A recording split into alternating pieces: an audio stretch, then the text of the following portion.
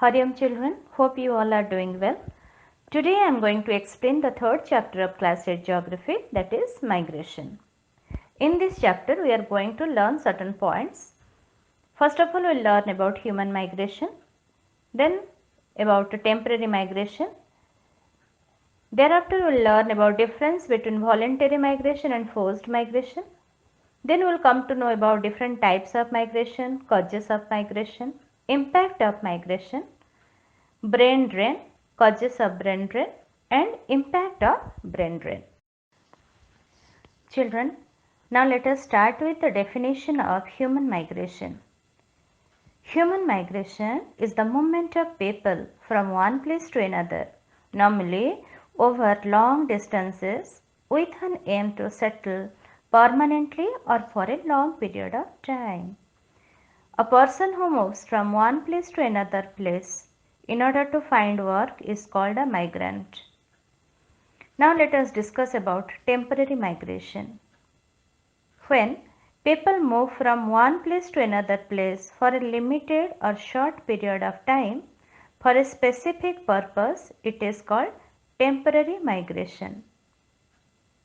It is common among agricultural people.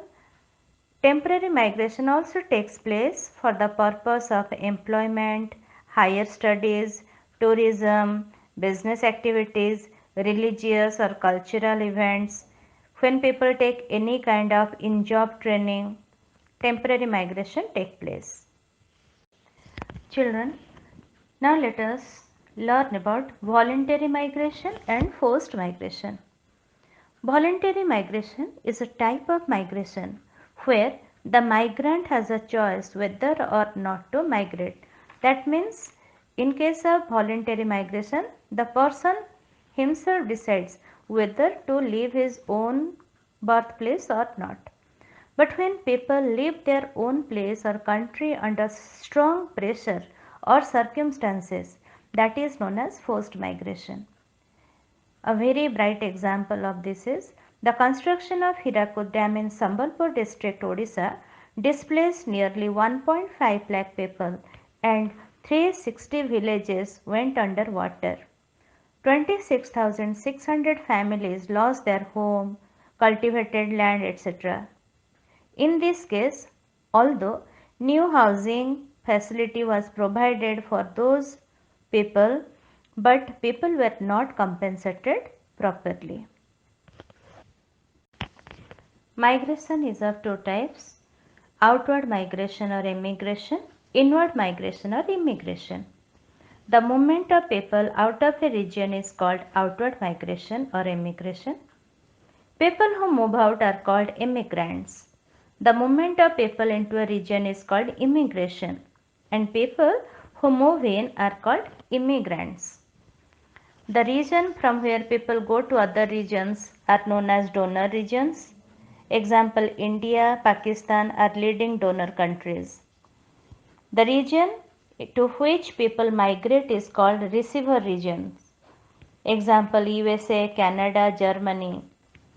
Further, migration is of two types: internal migration or domestic migration, then external migration.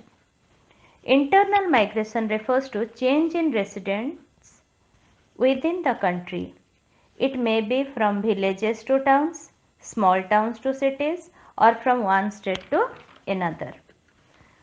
There are various causes of internal migration. They are urbanization, marriage, employment in industries, trade, transport and services.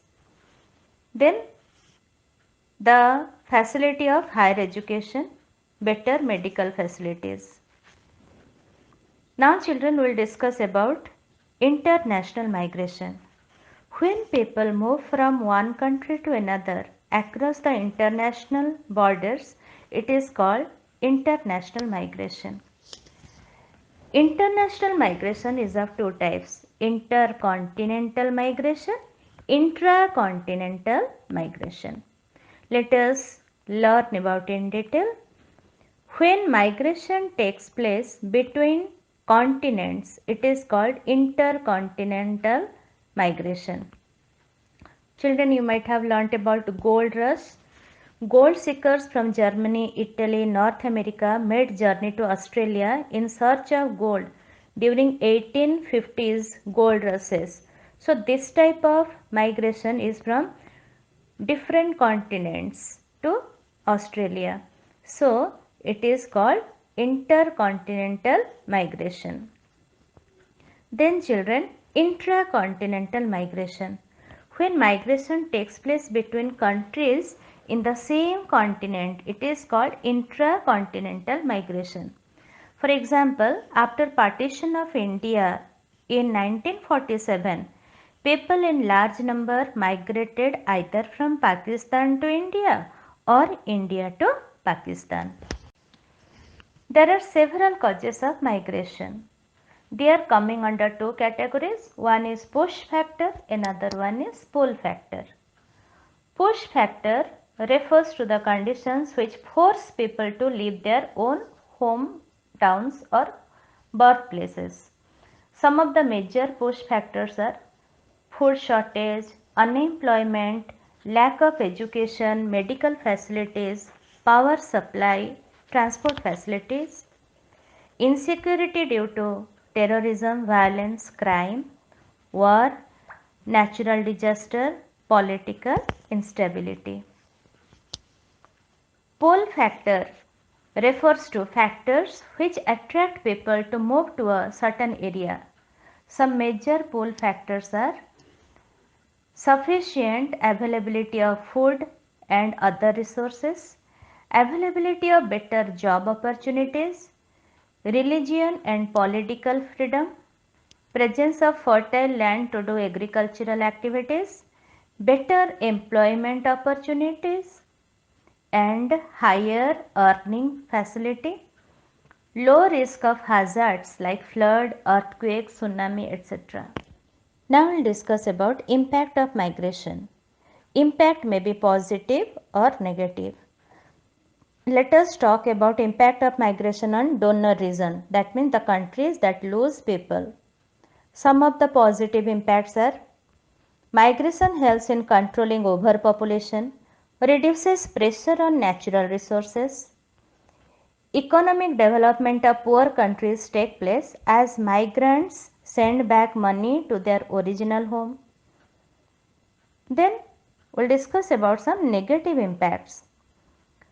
First of all, due to migration, there is loss of skilled labor or human capital.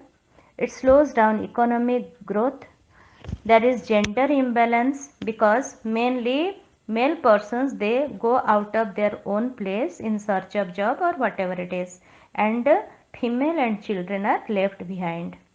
There is cultural degradation as immigrants of other countries adopt the culture of the place they settle down. Children, now we will learn about brain drain. Brain drain is the situation in which large number of educated and very skilled people leave their own country to live and work in some other country in order to get better standard of living, quality of life and high salary. We normally see educated people like scientists, doctors, engineers, businessmen, economists, they leave their own country and settle down in some other country. It is technically called human capital flight. There are several causes of brain drain. Some are push factors and some are pull factors.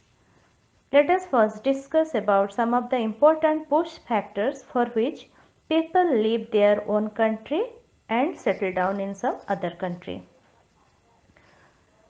First factor is low earning and low prospects of finding better job. Then lack of facilities for education and training, lack of facilities and funds for research, poor working condition, poor work culture, discrimination and lack of freedom at work, political or economic instability, then social customs and political ideas. Some of the important pull factors are high earning and good prospects of finding better jobs, ample facilities for education and training, facilities and funds for research, good working condition, good work culture, ensuring appreciation and freedom at work, political and economic stability in the country.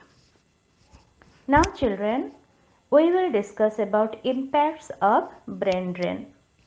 You see, brain drain has both negative and positive impacts. Now we will discuss about the positive and negative impacts of brain drain. First we will start with negative impacts.